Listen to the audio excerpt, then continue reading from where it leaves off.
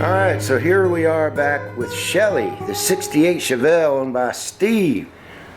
A couple years ago we upgraded a 307 with some Vortec heads and a cam, and it ran good for about a year, and then I guess it got overheated and the intake gaskets on the Vortec intake started leaking, and Steve was like, you know what, let's just get a 350 short block and build that and put in it. So here we are doing that. We're going to take this whole engine out and put a 350 in it. It's got a mild cam in it, I guess, and we're going to put these Vortec heads on it and all this, and we should come out with 350, 360 horsepower, and he'll have a fresh engine. So that's what we're working on today on Cars and Guitars DIY.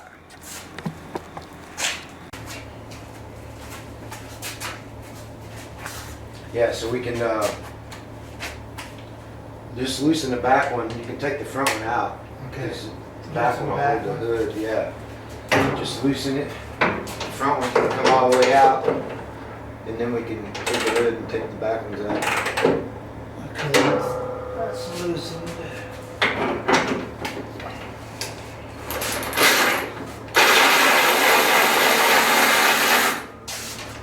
Did you bring the baggies? They're all in that box. Okay.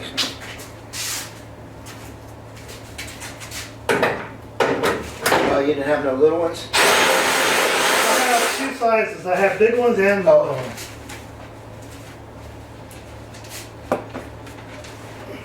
So, yeah, I have those, and then I have the big ones too, so.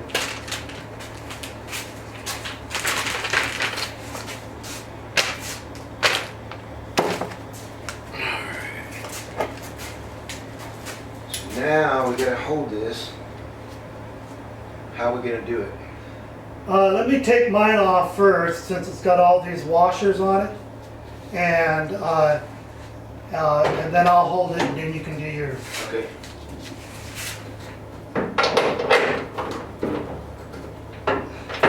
Is that the right size? Yeah, it's the right size. Nope. I thought. That's Wait, hold on, I put the wrong socket. I can see that from over here. Yeah. I thought that kind of stuff over here.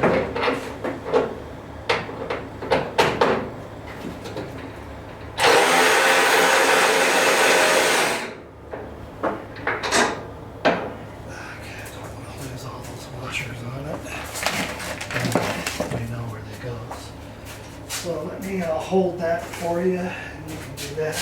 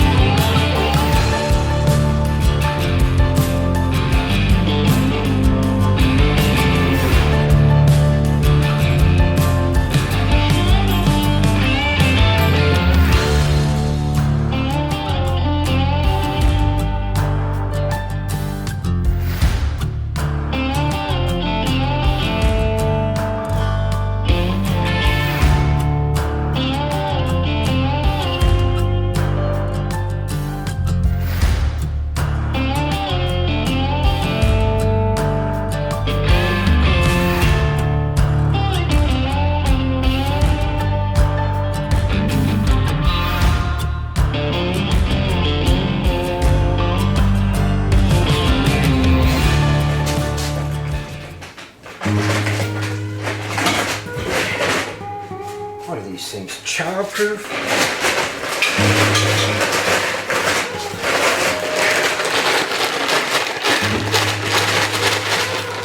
How on the earth do you get this open?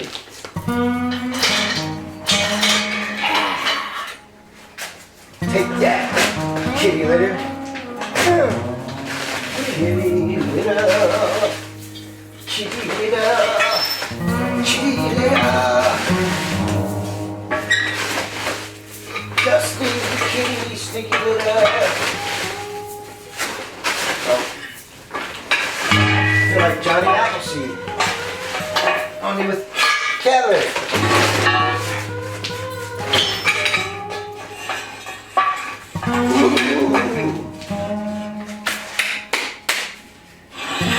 Okay.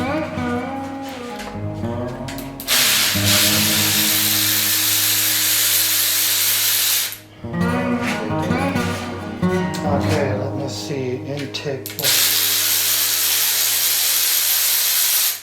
Let's put intake bolts in this bag.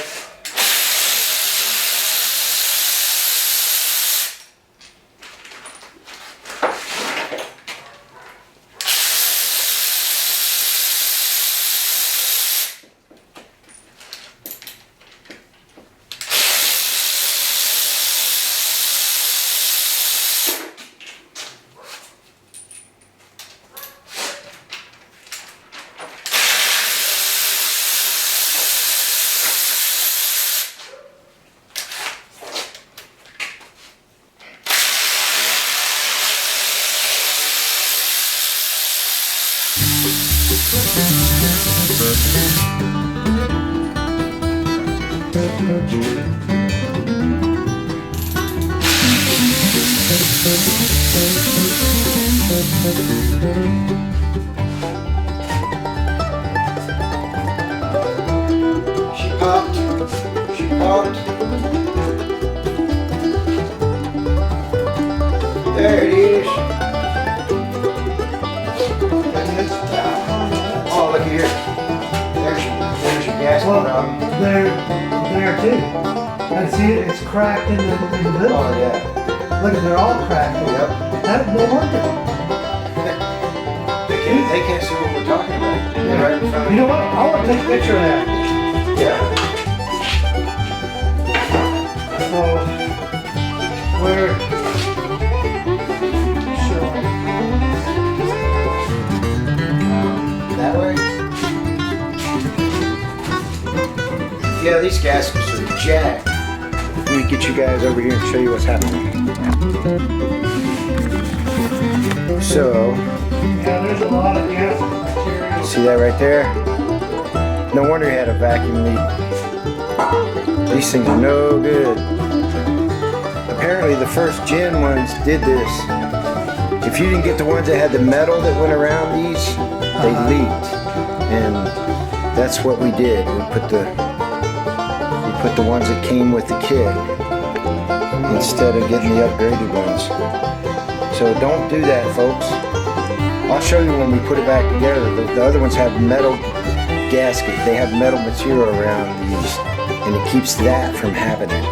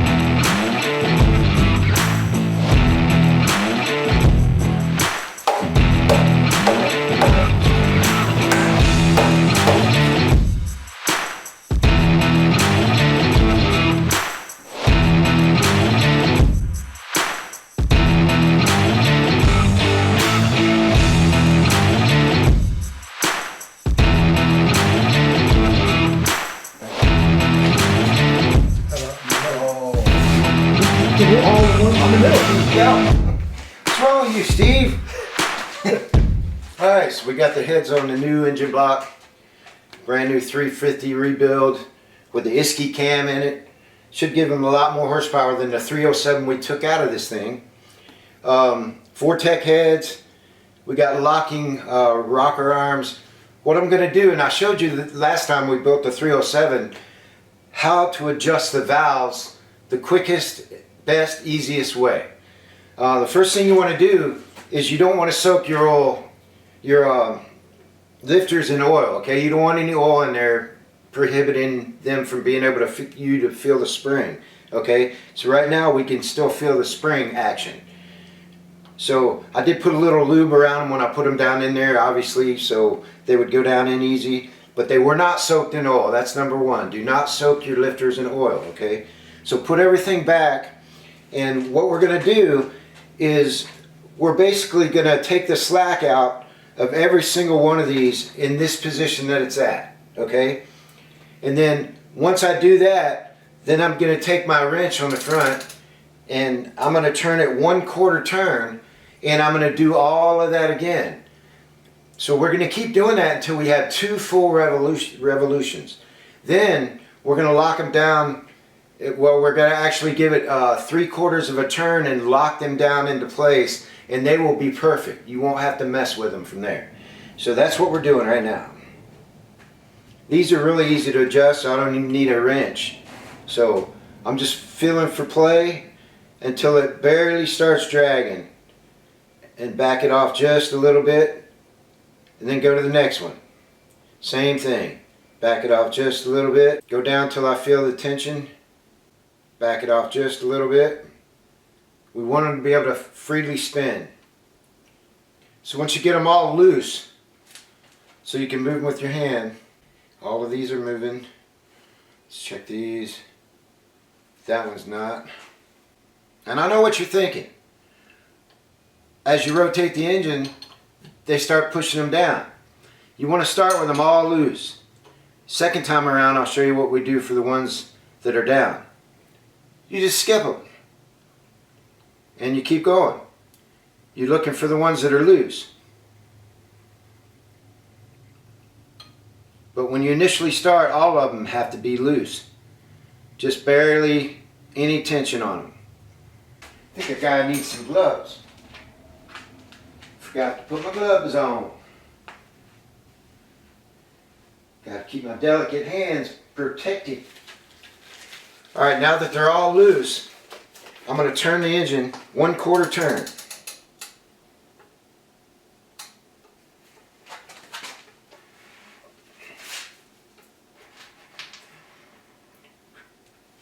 And then I'm going to start again. I'm looking for the loose ones, not the ones that are tight. This one right here is a little loose. This one's really loose. Okay, you got that round. Now we're going to go 1/4 turn. Start again. Tight. Tight. A little loose.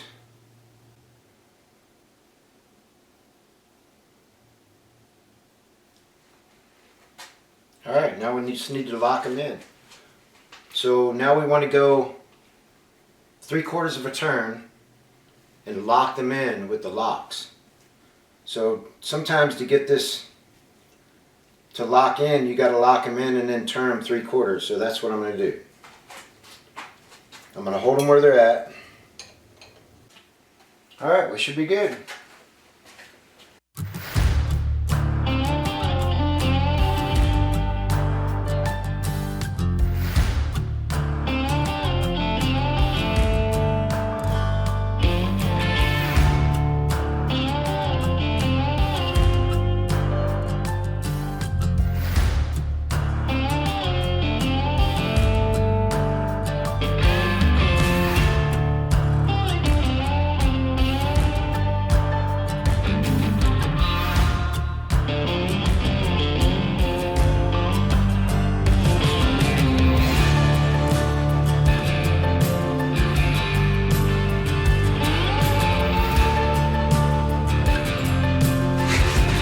It's almost like that engine was made for this car. Alright, so she's sitting in there. Looks pretty. Rebuilt 350 with the Isky Cam, Vortec heads. And we even painted her this time. Looking good. Not show car pretty, but show good enough for us. Okay, so we got the new 350 in. Vortec heads, cam, Isky Cam. I forget what it is. But anyway, we do have fire. We got all our fluids in there. We're getting ready to start it up and break in the cam. So to do that, you got to get it started quick and let it run for 20-25 minutes, 2,000, 2,500 RPM, varying it up and down. So that's what we're going to try to do. Our coolant's full. We also filled it up in the water neck. We filled it up there. So that it should be fully full, and then we have extra in the overflow just in case. So we checked for fire, and the way we did that was we hooked the timing light up to it, right? And we turned the distributor. We have it at 0 over here on the timing mark for the harmonic balancer, and the distributor was loose, and I turned it to make sure it was firing. So we have fire. We should be pretty close on the timing. I'll have to adjust it a little once it starts, or even to get it to start. I don't know. It should be pretty close though, so we're going to go with that. So as far as timing, we're going to take this off and get it out of the way now, so when it starts up, we know we're in the vicinity. So we'll just go by ear till we get the timing, till we get the cam broke in, because we don't want to flatten any lobes, because that's a no-go. And but we're about getting ready to fire it up, so we got to get this here handy dandy starting fluid. True Fuel, yeah. This is what Vice Grip Garage recommends. So I seen him do it 100 times. I'm like, okay, it's got a little oil in it to lube the top of the cylinders and stuff like that. We did prime the oil before we put the distributor in, so we have oil all the way through it. But it's been sitting for a day, so it's still gonna, you know, it's not as pumped up as it should be, but once she starts turning and going, then that'll take care of itself. So but this will just give a little bit more oil into the top of the cylinders for the rings that are brand new, because this was bored out to 355 30 over, so it's a 355 now, and it's all new bottom end rebuild kit. So, and it was rebuilt by a engine builder here in town. We just picked it up and put the heads on it. Engine exchange. Yeah, engine exchange. We just picked it up and put the heads on it and put all the stuff on it and painted it up all pretty. Well, kind of almost all pretty, mostly all pretty. But it's way shinier than it's ever been for us guys. I can say that. But yeah, that's what we're gonna do. We're gonna prime her up and see if we can get these things started after we get this timing light out of the way. Nothing like True Fuel in the morning. Yeah, taste it. See if it. Nope. No. I guess this is it. Okay.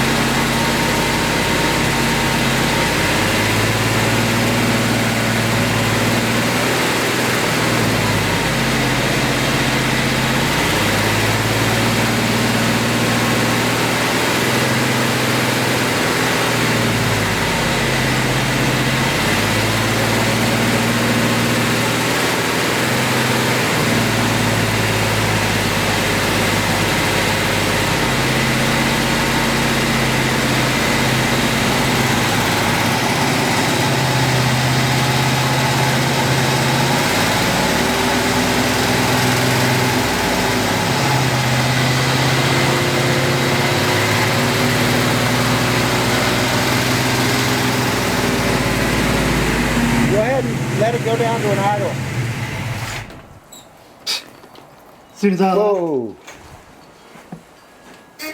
What just happened? As soon as I let off the gas, it just died.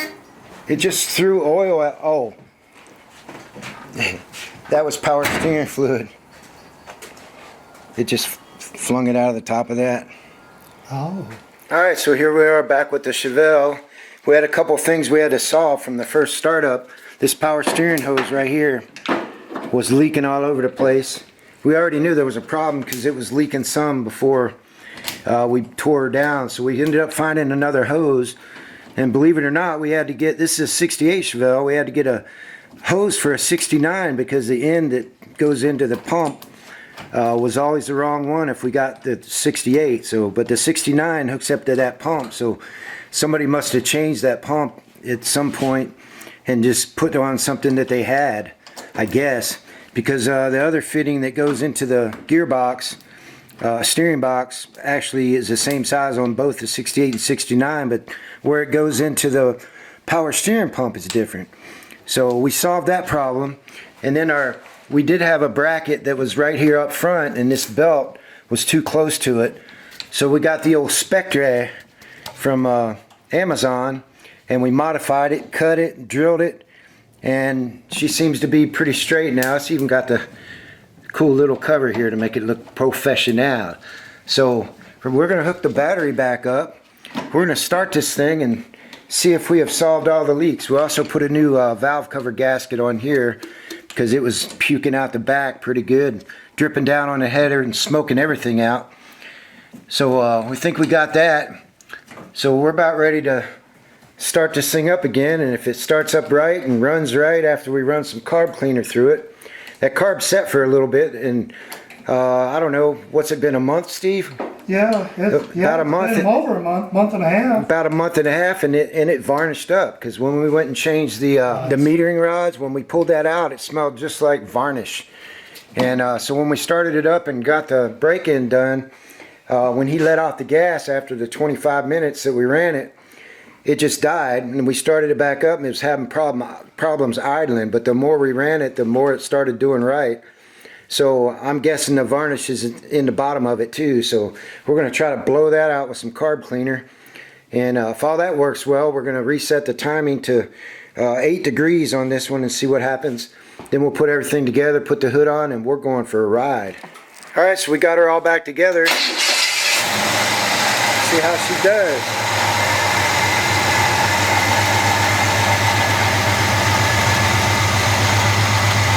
She's idling good.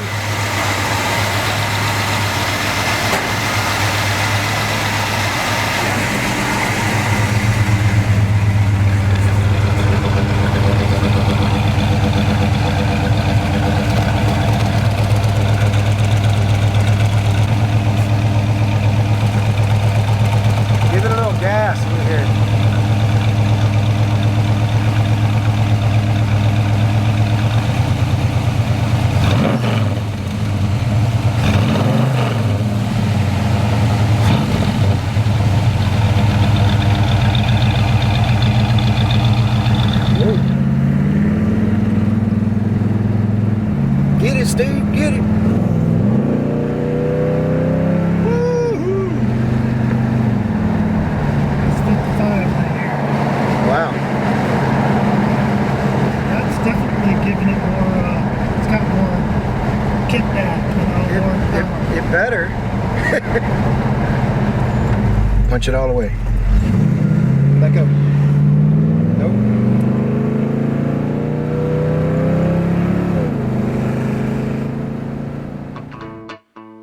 1968, Chevelle Final Chapter Conclusion. So the question everyone's been asking, how did it run with the 355 cubic inch small block Chevy? Well, I'm about to show you exactly that. But first, here's what it took to get this engine dialed in just right. I initially set the timing at 12 degrees advanced, but that turned out to be a touch too much. After some trial and error, I found the sweet spot. 11 degrees advanced. The engine cam and carb setup were perfectly in sync at that setting. Now we did have a hiccup at the start, a nasty stumble when slamming the pedal to the floor. The fix? I tweaked the secondary flap to open a bit slower, and that smoothed it right out. With that handled, it was time to test from 0 to 60. Let me take you back for a second. When Steve first got this car, it took a sluggish 16.5 seconds to go 0 to 60. After we upgraded the old 307 with Vortec heads and a mild comp cam, we brought it down to around 11 seconds. Better, but still no tire smoke. There just wasn't enough torque to light them up.